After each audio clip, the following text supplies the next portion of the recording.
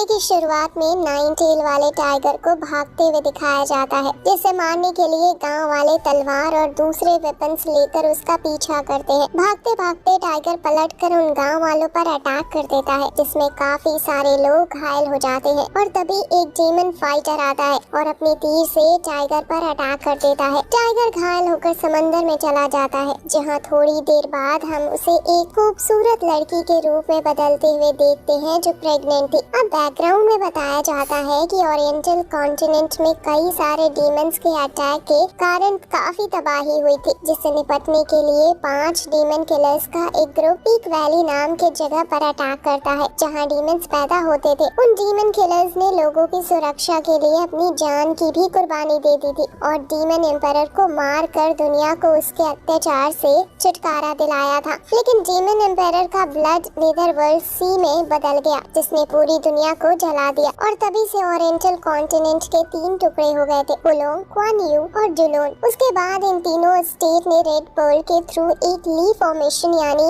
High energy shield बनाई थी, जिसके कारण कोई डीमन वहां अटैक नहीं कर पाते थे और वो लोग शांति से रहते थे। अब यहाँ सीन शिफ्ट होता है और हम देखते हैं कि इंपीरियल डीमन किलर के शिया ऑक्सुआन एक डीमन को चेज करता है। वो डीमन खुद को बचाने के लिए एक औरत को पकड़ लेता है, जिसकी गोद में एक बच्चा भी था। वो धमकी देता है कि अगर किसी ने उसे पकड़ने की कोशिश की तो वो उस औरत और बच्चे को मार डालेगा। सब लोग परेशान हो जाते हैं, लेकिन कीक अपनी समझदारी से न सिर्फ डीमन को मार देता है बल्कि उस औरत और बच्चे को भी सही सलामत छुड़ा लेता है। और तभी उसे रॉयल पैलेस में बुलाया जाता है, जहाँ उसे पता चलता है कि रेड पर्ल में क्रैक आ गया है और उसे एक नया रेड पर्ल लाने के लिए जियोंगकू माउंटेन जाना है। जाने से पहले उसकी ग्रैंडमदर उसे एक ट्रांजैक्शन तलिस्मान देते हुए कहती है कि ये पर्ल ढूंढने में उसकी हेल्प करेगा, जो उसे लेकर अपने साथियों के साथ जियोंगकू माउंटेन पहुंच जाता है। वहां से रेड पर्ल को लेकर वो लोग तुरंत वापस लौटने लगते हैं, पर अचानक सामने एक बैरिकेड आ जाता है और उन्हें रुकना पड़ता है। तभी उन्हें पेड़ से एक आदमी लटकता हुआ दिखाई देता है, जो मदद के लिए पुकार रहा होता है। शुआन घोड़े से उतरकर उसकी हेल्प करने के लिए जाता है, पर तभी ऊपर से एक जाल उस पर गिरती है, जिसमें वो फंस जाता है और उसके सारे साथी भी बेहोश होकर घोड़े से गिर जाते हैं। तभी वो बंदा उसकी थैली में से रेड पर्ल का बॉक्स निकाल लेता है। अभी वो उसे देखकर खुश हो ही रहा था कि तभी शुआन उस पर अपनी तलवार तान देता है और वो बंदा उसे जाल के बाहर देखकर हैरान रह जाता है और उसमें रहम की भीख मांगते हुए सर पटकने लगता है। शुआन उसे जाने देता है और उसके जाते ही वो पर्ल वाला बॉक्स चेक करता है, जिसके अंदर से पर्ल गायब हो चुका था और उसकी जगह एक मामूली कंकड़ रखा हुआ था। नेक्स्ट सीन में हम उस पर्ल चुराने वाले लड़के को देखते हैं, जिसका नाम हुजी था। वो अपने गांव पहुंचता है, जिसे देखकर सारे गांव वाले खुश हो जाते हैं। हुजी अपने ग्रैंडमदर के पास जाता है और उन्हें कुछ दवाई और स्टिक देता है, जिसे पाकर ग्रैंडमदर बहुत खुश होती है और उसे प्यार से आशीर्वाद देती है। और तभी गांव के बच्चे हुजी को घेर लेते हैं। हुजी उन बच्चों के साथ खेलने लगता है और अचानक उसकी नजर एक बीमार बच्चे पर पड़ती है, जो सबसे अलग दूर खड़ा था। हुजी उस बच्चे से कहता है कि अगर वो अपनी दवाई टाइम पर लेगा तो जल्दी ठीक हो जाएगा और बदले में उसे इनाम भी मिलेगा। ये कहकर वो रेड पर्ल उस बच्चे को दे देता है। बच्चा खुश होकर चला जाता है। नेक्स्ट सीन में हम जाओ सेंटोंग नाम के एक बंदे को देखते हैं, जो कि एक होटल में खाना खाने आया था। उसे खाना पसंद नहीं आता, इसलिए वो उसे फेंक देता है। ये देखकर एक बंदा उससे लड़ने लगता है, लेकिन जाओ उसे एक ही बार में बेहोश कर देता है। तब उसके चेले भी उससे लड़ने के लिए आ जाते हैं और थोड़ी ही देर में जाओ उन्हें भी ठिकाने लगा देता है। यहाँ हमें पता चलता है कि यह बंदा एक डीमन किलर था। पूरी फाइट खत्म होने के बाद होटल का मालिक उसके पास आकर कहता है कि क्या तुम मेरा धंधा खत्म करना चाहते हो?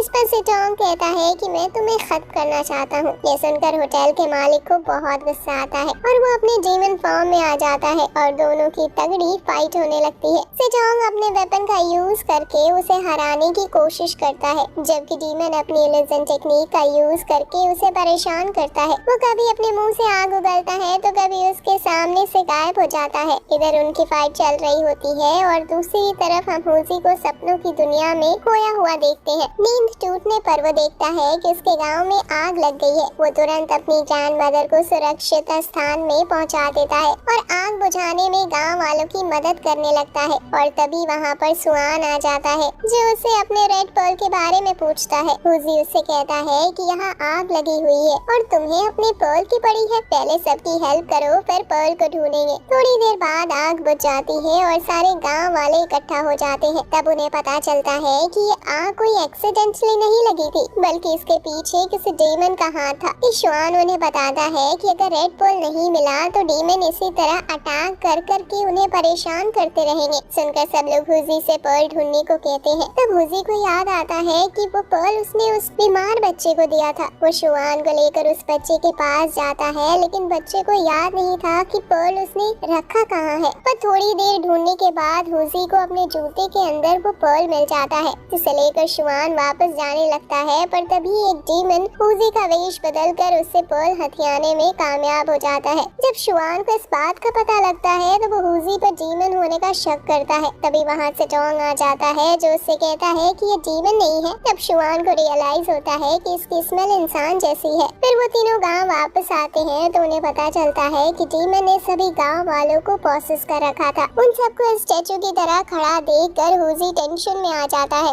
और सबको आवाज देने लगता है। और तभी 3 गांव वाले मिलकर उस पर अटैक कर देते हैं, जिसे बचाने के लिए शुआन उनसे फाइट करने लगता है। और देखते ही देखते पूरे गांव वालों के साथ उन सबकी फाइट होने लगती है। और तभी वो बच्चा वहाँ आ जाता है, जिसे देखकर शुआन हुजी से कहता है कि डीमन इसी बच्चे के अंदर है और इसने पर्ल को निकाल लिया है, इसलिए इसको मारो ताकि पर्ल बाहर आ जाए। हुजी ये चकते हुए उस बच्चे को एक पंच मारता है, जिससे पर्ल तो बाहर आ जाता है, लेकिन साथ में वो बच्चा भी मर जाता है। बच्चे के मरते ही डीमन उसकी बॉडी से निकल जाता है, लेकिन हुजी को बच्चे की मौत का बहुत दुख था, इसलिए वो पर्ल को अपने मुंह में रख लेता है और डीमन से बदला लेने के लिए उससे फाइट करने लगता है। इधर हुजी और डीमन में फाइट होती है, उधर शुआन, सिटोंग और ग्रेटेस्ट मास्टर गांव वालों के साथ फाइट करने में बिजी होते हैं। फाइनली हुजी डीमन को मार डालता है और डीमन के मरते हुए गांव वाले उसकी पोजीशन से निकल जाते हैं। और जैसे ही बच्चे की माँ को खबर लगती है कि उसका बच्चा मर गया है, तो वो रोते हुए हुजी को अपने बच्चे की मौत का जिम्मेदार ठहराती है।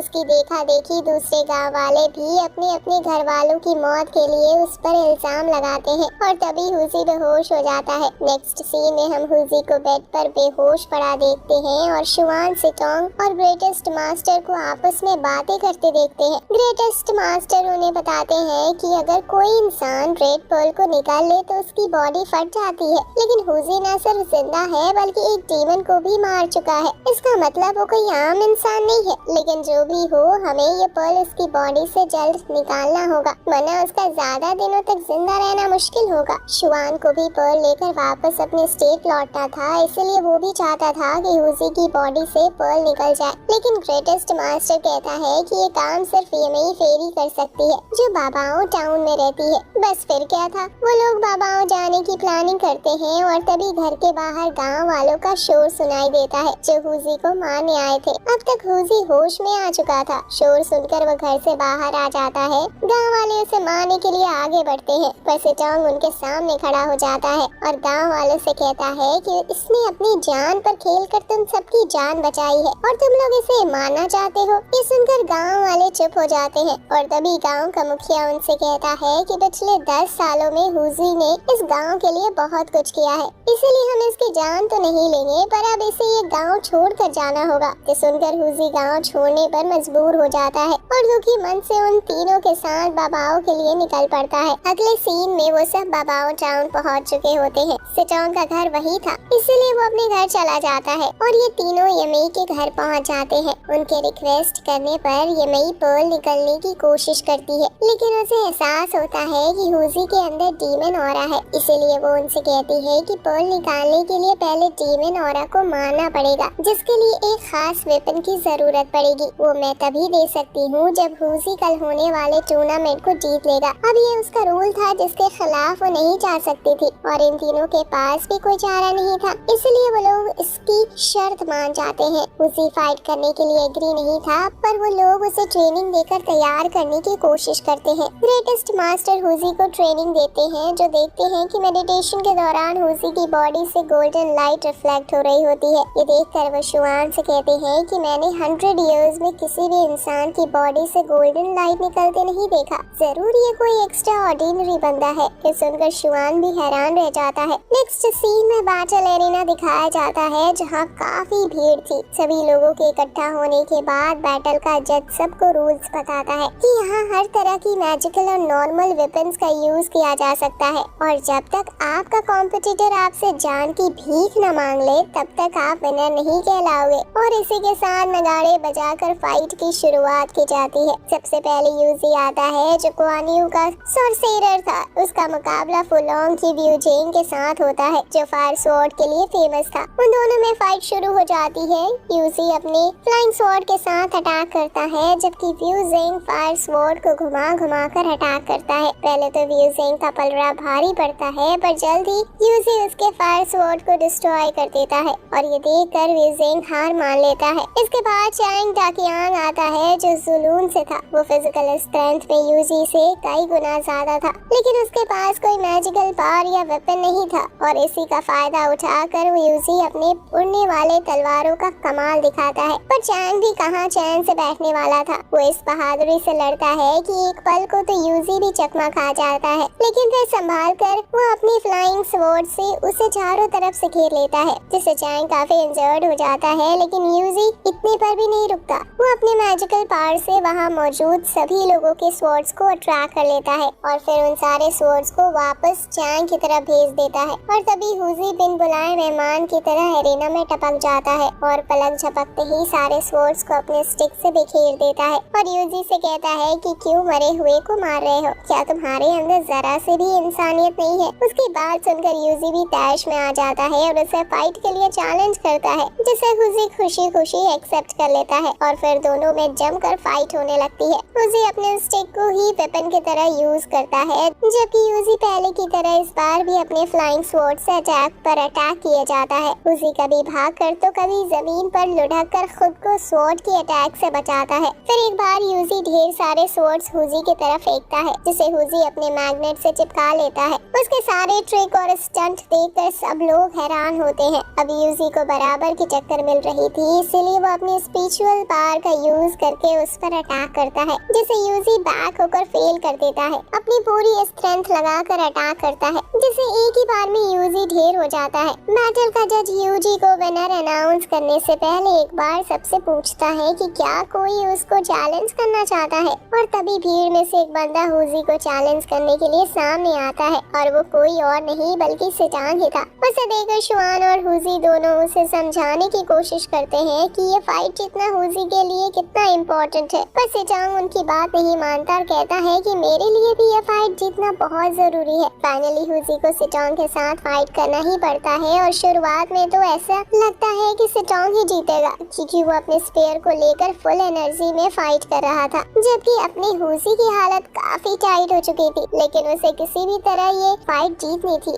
इसलिए वो सीधा सिटांग को पकड़ लेता है और गुदगुदी देने की कोशिश करता है जिससे सिटांग को अनकंफर्टेबल फील होता है और वो यूजी को एक थप्पड़ लगाता है और तभी उसके बाल खुल जाते हैं और यहाँ हमें पता चलता है कि सिटांग कोई लड़का नहीं बल्कि एक लड़की थी। भेद खुलते ही वो तुरंत वहाँ से चली जाती है और फाइनली यूजी विनर अनाउंस किया जाता है। अब यूजी फाइट तो जीत चुका था लेकिन उसे इस बात का बुरा लग रहा था कि उसके कारण सिटांग को सबके सामने शर्मिंदा होना पड़ा इसलिए वो उससे माफी मांगने और उसे मनाने के लिए उससे मिलने जाना चाहता था लेकिन उसके पास अच्छे कपड़े नहीं थे इसलिए वो शुआन से नए कपड़े दिलाने की कहता है और फाइनली नए कपड़े पहनकर वो मिस टोंग से मिलने के लिए चला जाता है। जब वो दोनों झाओ मेंशन में पहुंच जाते हैं तो गार्ड उन्हें अंदर लेकर जाता है और टोंग के फादर शुआन को पहचान जाते हैं। उन दोनों को रेस्पेक्टफुली बिठाकर बातें करते हैं फिर उन दोनों से अपने यहाँ आने का पर्पस पूछते हैं तो वो कहते हैं कि वो लोग मिस जाओ यानी टोंग से मिलने आए हैं जिनसे रियून विलेज में उनकी मुलाकात हुई थी। पर उनके फादर कहते हैं कि मेरी बेटी तो 2 दिन से कहीं बाहर गई ही नहीं, आपको जरूर कुछ गलत फहमी हुई है। ये सुनकर दोनों हैरान रह जाते हैं और तभी मिस टोंग वहाँ आती है और उन्हें देखकर अनजान बनने का नाटक करती है। उसकी मेड भी कहती है कि मिस टोंग 2 दिनों से रात दिन पेंटिंग बनाने में बिजी थी। ये सुनकर शुआन उनसे सॉरी कहते हुए वहाँ से निकलने लगता है लेकिन होसे मिस टोंग की अजीब बिहेवियर से हैरान था और वो उससे माफी मांगने बिना जाना नहीं चाहता था इसलिए टोंग उसे अपने पास बुलाती है और कहती है कि वो अपनी माँ के टूटे हुए पैर को ठीक कराने के लिए फाइट करने आई थी थी। अगर उसके फादर को पता चला तो वो नाराज होंगे, इसलिए उनसे ये बात छुपाई है। पूरी बात जानने के बाद हुजी उसकी हेल्प करने के लिए तैयार हो जाता है, लेकिन शुआन कहता है कि रेड पर्ल वाला काम ज्यादा अर्जेंट है, इसीलिए फिलहाल उस पर फोकस करना है। ये कहकर वो उसे अपने साथ ले जाता है। उधर जाओ मेंशन में मिस टोंग के फादर अपनी मरी हुई वाइफ की फोटो के सामने खड़े होकर कहते हैं कि 10 साल गुजर गए और अब तक तुम्हारे कातिल ब्लैक विंड का पता नहीं चला है, लेकिन जैसे भी हो मैं तुम्हारी मौत का बदला लेने के लिए उसे ढूंढ निकालूंगा। इधर ग्रेटेस्ट मास्टर और शुआन हुजी को समझाने की कोशिश करते हैं कि बड़ी मुश्किल से तो यमी फेरी मैजिकल वेपन देने को राजी हुई है, अगर वो भी तुमने मिस टोंग को दे दिया तो रेड पर्ल निकालना मुश्किल हो जाएगा। इस पर हुजी कहता है कि अब चाहे जो भी हो मैंने मिस टोंग को जुबान दी है तो मैं उसे पूरा कहते रहूंगा। रही बात रेड पर्ल की तो वो तुम लोग मेरा पेट काट कर निकाल लेना। ये कहकर वो सोने चला जाता है। नेक्स्ट सीन में हम दो शराबियों को नशे में धुत अपने घर की तरफ जाते हुए देखते हैं और तभी उन्हें ब्लैक विंड डीमन दिख जाती है और वो उसे मारने की कोशिश करती है, पर वो उन दोनों को बेहोश करके वहाँ से चली जाती है। नेक्स्ट सीन में मिस टोंग भागती हुई अपने फादर के पास आती है और उन्हें बताती है कि ब्लैक विंड बाबाओ टाउन में देखी गई है, लेकिन उसके फादर को पता चल चुका था कि टोंग इतने दिनों तक उससे छुपाकर मार्शल आर्ट सिखाती आ रही थी, इसलिए वो उससे बहुत नाराज होते हैं और उसे कमरे में बंद कर देते हैं। थोड़ी देर बाद हुजी मिस टोंग से मिलने के लिए आता है, लेकिन उसके गार्ड उससे मिलने नहीं देते और तब वो चुपके से जाकर उसे उसके कमरे से निकाल लाता है और दोनों भागने वाले होते हैं कि तभी सामने से टोंग के फादर आ जाते हैं और उन्हें जाने से रोक देते हैं। यहाँ से सीन पास्ट में चला जाता है जहाँ मिस टोंग के पेरेंट्स को ब्लैक विंड से लड़ते दिखाया जाता है। दोनों हस्बैंड वाइफ बहुत बहादुरी से ब्लैक विंड से फाइट करते हैं और फाइनली मिस टोंग की मदर यू अपने स्पेयर से ब्लैक विंड को मारने वाली होती है, पर तभी ब्लैक विंड उससे रहम की भीख मांगने लगती है और कहती है कि अगर उसने उसकी जिंदगी बख्श दी तो वो हमेशा के लिए सुधर जाएगी और कभी किसी को परेशान नहीं करेगी। ये सुनकर मिस टोंग की मदर को उस पर दया आ जाती है और वो उसे छोड़ देती है, लेकिन ब्लैक विंड शातिर डीमन थी, वो तुरंत उसे अपने जहरीली स्मोक से घायल करके वहाँ से भाग जाती है। ब्लैक विंड के धोखे के कारण मिस टोंग की मदर की जान चली जाती है और मरते मरते वो अपने हस्बैंड से प्रॉमिस लेती है चाहे कुछ भी हो जाए टोंग को ना कभी मार्शल आर्ट सिखाना और ना ही किसी डीमन से लड़ने देना, क्योंकि ये दुनिया धोखेबाजों से भरी हुई है, इसलिए उसे इन सब चीजों से दूर रखना। अब सीन फिर से प्रेजेंट में आ जाता है जहाँ ब्लैक विंड एक बार फिर से बाबाओ टाउन में तबाही मचा रही थी और मिस टोंग के फादर यमी फेरी को यहाँ इसी बात पर डिस्कस करने आए हुए थे, जहाँ यमी उन्हें बताती है कि ब्लैक विंड ने बाबाओ टाउन के ऊपर अपना ब्लैक आई फॉर्मेशन बना लिया है। अगर इस फॉर्मेशन को 2 घंटे के अंदर नहीं तोड़ा गया तो पूरे टाउन में ब्लैक स्मोक फैल जाएगा और फिर किसी का भी बचना नामुमकिन हो जाएगा। उधर बाबाओ टाउन में ब्लैक विंड के अटैक से बचने के लिए लोग इधर उधर भाग रहे होते हैं। वो जहाँ भी जाती जहरीली ब्लैक स्मोक छोड़ती जाती और जो कोई भी इस ब्लैक स्मोक में सांस लेता वो तुरंत बेहोश हो जाता था। अब तक शुआन ग्रेटेस्ट मास्टर हुजी को भी इसकी खबर हो चुकी थी और वो सब मिलकर इस मुसीबत से लड़ने का फैसला करते हैं। तभी शुआन मिस्टर जाओ से कहता है कि वो 3 लोग अकेले इस ब्लैक विंड का सामना नहीं कर सकते, उनके सबके सपोर्ट की जरूरत पड़ेगी और तभी वहाँ यू सी चैंग वेंग और वो सारे फाइटर आ जाते हैं जिन्होंने कल के बैटल में पार्टिसिपेट किया था। सब कंधे से कंधा मिलाकर इस ब्लैक विंड से निपटने को तैयार हो जाते हैं। इधर जाओ मेंशन में मिस टोंग अपनी मेट से रिक्वेस्ट करती है कि दरवाजा खोल कर उसे बाहर जाने दे। उसकी मेट पहले तो उसे समझाने की कोशिश करती है, पर जब वो नहीं मानती तो वो उसे सावधानी बरतने का कहकर डोर खोल देती है। नेक्स्ट सीन में शुआन और हुजी समेत सारे लोग ब्लैक स्मोक से फाइट कर रहे होते हैं और तभी मिस टोंग भी वहाँ आ जाती है। उसे वहाँ देख उसके फादर उस पर गुस्सा करने लगते हैं और तभी जाओ मेंशन के सारे सर्वेंट उनकी फैमिली वाले वहाँ पहुँच जाते हैं और मास्टर जाओ से रिक्वेस्ट करते हैं कि इस ब्लैक विंड से उन सबकी सुरक्षा करे, जिस पर मास्टर जाओ अपने सारे सोल्जर्स को ब्लैक विंड से फाइट करने का ऑर्डर देते हैं और खुद भी फाइट करने लगते हैं। यूजी एक जायंट व्हील को अपने फ्लाइंग टेक्निक से एक्टिवेट करता है ताकि ब्लैक विंड पर अटैक कर सके, पर उससे पहले ब्लैक विंड उसे अपने घेरे में लेकर ऊपर उठा लेती है। तभी चैंग वहाँ आकर उसे छुड़ा लेता है और अब ब्लैक विंड चैंग को जकड़ लेती है। उधर हुजी और शुआन भी ब्लैक स्मोक से फाइट कर रहे थे। फाइनली ब्लैक स्मोक वहाँ से चला जाता है, जिस पर हुजी खुश होता है। तभी शुआन उससे कहता है कि ब्लैक स्मोक यहाँ से गया है, लेकिन अभी भी एजियो ड्रैगन गेट पर मौजूद है, इसलिए ज्यादा खुश होने की जरूरत नहीं। उधर एजियो ड्रैगन गेट पर टोंग, उसके फादर और बाकी सोल्जर अभी भी ब्लैक स्मोक से फाइट कर रहे होते हैं और धीरे धीरे ब्लैक स्मोक वहाँ से भी चला जाता है, जिसे देखकर मिस टोंग खुश होती है कि फाइनली उन सब ने मिलकर ब्लैक आई फॉर्मेशन तोड़ दिया। लेकिन तभी ब्लैक विंड इज़ियोर गेट पर खड़ी दिखाई देती है, जो उसके फादर से कहती है कि 10 साल पहले मैंने तुम्हारी वाइफ को मार दिया था और अब मैं तुम सबको भी उसी के पास पहुंचा दूंगी। ये सुनकर उसके फादर गुस्से से कहते हैं कि आज वो अपनी वाइफ का बदला लेकर रहेंगे। फिर वो अपनी बेटी को ऑर्डर देते हैं कि वो सारे सिटीजन्स को अपने साथ लेकर वहाँ से चली जाए और उन्हें सुरक्षित स्थान पर पहुँचा दे। चोंग ब्लैक विंड से खुद अपनी माँ का बदला लेना चाहती थी और फादर के कहने पर उसे मजबूरन सबके साथ वहाँ से जाना पड़ता है। उन सबके जाने के बाद मिस्टर जाओ और ब्लैक विंड में आमने सामने की लड़ाई होने लगती है। ब्लैक विंड मिस्टर जाओ का मजाक उड़ाते हुए कहती है कि वो मिस्टर जाओ को एक मौका देती है, अगर वो चाहे तो अपनी जान बचाकर वहाँ से भाग सकते हैं। लेकिन मिस्टर जाओ कहते हैं कि उनका पूरा खानदान आज तक अपनी बहादुरी के लिए जाना जाता है और वो भी अपने लोगों की सुरक्षा के लिए आखिरी सांस तक लड़ते रहेंगे। ये कहकर वो अपने स्पेयर को पूरे फोर्स के साथ उठाते हैं और ब्लैक विंड पर अटैक कर देते हैं और इसी के साथ चौथा एपिसोड भी खत्म हो जाता है। वीडियो अच्छी लगी हो तो लाइक कर देना और अगला पार्ट भी चाहिए तो कमेंट